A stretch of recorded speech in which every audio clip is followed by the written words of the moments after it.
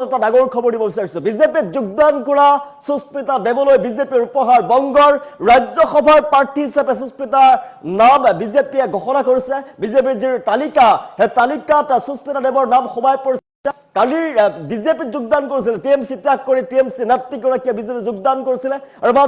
মাত্ৰ কেইটামান ঘণ্টাৰ পাছতে বিজেপিয়ে উপহাৰ প্ৰদান কৰিছে সুস্মিতা দেৱলৈ সুস্মিতা দেৱক ভাল উপহাৰ প্ৰদান কৰিছে আৰু এই উপহাৰৰ পাছতে দেশৰ ৰাজনৈতিক মহলত বিষয়টোৱে তীব্ৰ চৰ্চা লাভ কৰিছে অৱশ্যে জনাইছো বহুত বিগ ব্ৰেকিং মুহূৰ্তত জনাই আছো বিজেপিত যোগদানৰ কেইঘণ্টামানৰ ভিতৰতে সুস্মিতা দেৱলৈ উপহাৰ প্ৰদান কৰিছে বিজেপিয়ে বিজেপিত যোগদানৰ পাছতে সুস্মিতা দেৱক ৰাজ্যসভাৰ প্ৰাৰ্থিত্ব প্ৰদান কৰা হৈছে বংগৰ পৰা ৰাজ্যসভাৰ প্ৰাৰ্থিত্ব প্ৰদান কৰা হৈছে সুস্মিতা দেৱলৈ ৰাজনৈতিক মহলত তীব্ৰ চৰ্চা লাভ কৰিছে প্ৰসংগ টিএমসি ত্যাগ কৰি বিজেপিত যোগদান কৰিছিল সুস্মিতা দেৱে আৰু সুস্মিতা দেৱলৈ ৰাজ্যসভাৰ প্ৰাৰ্থী হিচাপে মনোনীত সুস্মিতা দেৱ দেশৰ ৰাজনৈতিক মহলত তীব্ৰ চৰ্চা লাভ কৰিছে বিষয়টো দিল্লীৰ বিজেপিৰ কেন্দ্ৰীয় নিৰ্বাচনী সমিতিয়ে ৰাজ্যসভাৰ প্ৰাৰ্থী হিচাপে ঘোষণা কৰিছে দায়িত্ব লাভ কৰি বিজেপিৰ শীৰ্ষ নেতৃত্বক ধন্যবাদ জ্ঞাপন কৰিছে সুস্মিতা দেৱে কালি কলিকতাত বিজেপিত যোগদান কৰিছিলে সুস্মিতা দেৱে বিশেষকৈ কলিকতা যোগদান কৰাৰ পাছতে কেইঘণ্টামানৰ পাছতে বিজেপিয়ে উপহাৰ প্ৰদান কৰিছে টিএমচিৰ নেতৃগৰাকী ৰাজ্যসভাৰ প্ৰাৰ্থী হিচাপে মনোনীত হৈছে সুস্মিতা দেৱ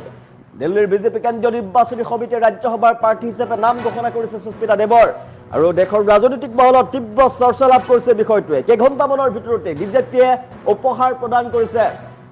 বৃদ্ধি পাইছে পশ্চিমবংগ বিজেপিৰ শক্তি ক্ৰমাৎ বৃদ্ধি পাইছে পশ্চিমবংগ বিজেপিৰ শক্তি আগতকৈ অধিক শক্তিশালী এবাৰ পশ্চিমবংগ বিজেপি ভাৰতীয় জনতা পাৰ্টিয়ে ৰাজ্যসভা নিৰ্বাচনৰ বাবে ঘোষণা কৰা নতুন প্ৰাৰ্থীৰ যি তালিকা সেই তালিকাত পশ্চিমবংগৰ পৰা সুস্মিতা দেৱৰ নাম অন্তৰ্ভুক্ত কৰিছে বিজেপিত যোগদান কৰাৰ পাছতে দলটোৱে গুৰুত্বপূৰ্ণ দায়িত্ব অৰ্পণ কৰিছে ৰাজনৈতিক মহলত বিশেষ চৰ্চাৰ সৃষ্টি হৈছে এই প্ৰসংগই দিল্লীত অনুষ্ঠিত বিজেপিৰ কেন্দ্ৰীয় নিৰ্বাচনী সমিতিৰ বৈঠকৰ পাছতে দলটোৱে আনুষ্ঠানিকভাৱে ৰাজ্যসভাৰ প্ৰাৰ্থীসকলৰ নাম ঘোষণা কৰিছে আৰু সেই তালিকাত পশ্চিমবংগৰ পৰা সুস্মিতা দেৱক ৰাজ্যসভাৰ প্ৰাৰ্থী হিচাপে মনোনীত কৰা হৈছে দলৰ এই সিদ্ধান্তক বিজেপিয়ে পশ্চিমবংগত নিজৰ সাংগঠনিক শক্তি অধিক সুদৃঢ় কৰাৰ পদক্ষেপ হিচাপে লৈছে বিজেপি অধিক শক্তিশালী হৈ পৰিছে পশ্চিমবংগত আৰু প্ৰাৰ্থিত্ব লাভ কৰাৰ পাছতে সুস্মিতা দেৱে বিজেপিৰ শীৰ্ষ নেতৃত্বৰ প্ৰতি আন্তৰিক কৃতজ্ঞতা জ্ঞাপন কৰিছে দলটোৱে তেওঁৰ ওপৰত যি আস্থা প্ৰকাশ কৰিছে সেই আস্থাৰ মৰ্যাদা ৰক্ষা কৰি তেওঁ সম্পূৰ্ণ নিষ্ঠা আৰু দায়িত্ববোধেৰে কাম কৰি যাব বুলি বিজেপিক তেওঁ কথা দিছে দেশৰ উন্নয়ন জনসাধাৰণৰ স্বাৰ্থ দলৰ আদৰ্শক আগুৱাই নিয়াৰ ক্ষেত্ৰতো তেওঁ সক্ৰিয় ভূমিকা পালন কৰাৰ প্ৰতিশ্ৰুতি ব্যক্ত কৰিছে ভাৰতীয় ৰাজনীতিৰ এক পৰিচিত মুখ সুস্মিতা দেৱ বহু বছৰ ধৰি সক্ৰিয় ৰাজনীতিৰ সৈতে জড়িত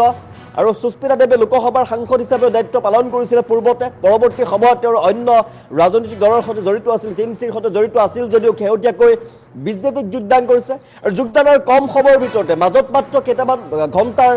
ঘণ্টা পাৰ হোৱাৰ পাছতে ৰাজ্যসভাৰ প্ৰাৰ্থিত্ব লাভ কৰিছে তেওঁৰ ৰাজনৈতিক জীৱনৰ এক গুৰুত্বপূৰ্ণ অধ্যায় হিচাপে বিবেচিত হৈছে বিজেপিক যোগদান কৰি তেওঁ ভাল উপহাৰ পাইছে বিজেপিৰ ঘোষণাৰ পাছতে বিভিন্ন ৰাজনৈতিক মহলত প্ৰতিক্ৰিয়া প্ৰকাশ পাইছে আৰু সিদ্ধান্তক আদৰণি জনাইছে বিজেপিৰ যি সিদ্ধান্ত সকলোৱে আদৰণি জনাইছে তেওঁলোকৰ নেতা কৰ্মীসকলে